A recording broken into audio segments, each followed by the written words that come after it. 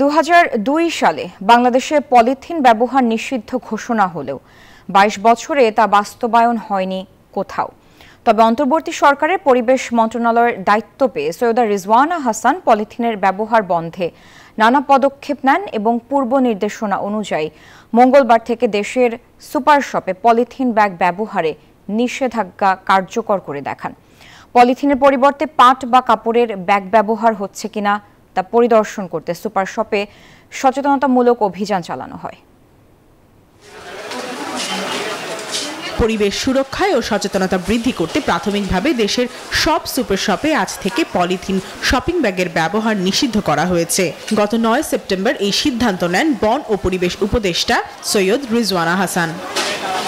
সুস্বাদু বাদাম, তিল আর স্বাস্থ্যকর গ্লুকোজ সব মিলিয়ে প্রাণ পিনাট বার, স্মার্ট কিছু খাও।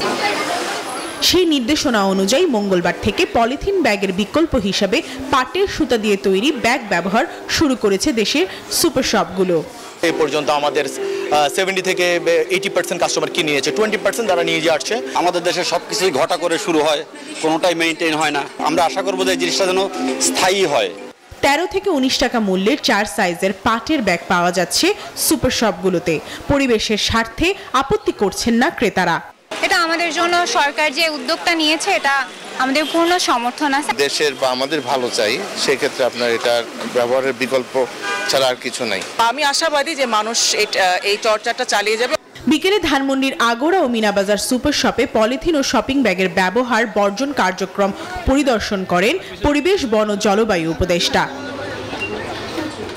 তিনি বলেন, বর্তমানে শুধু সুপার শপে পলিথিন ব্যাগের ব্যবহারের উপর নিষেধাজ্ঞা আনা হয়েছে।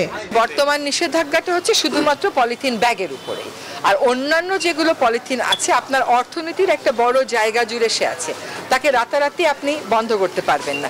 1 নভেম্বর থেকে ঢাকার 10টি কাঁচা বাজারে পলিথিন ব্যবহার বন্ধের কার্যক্রম শুরু হবে।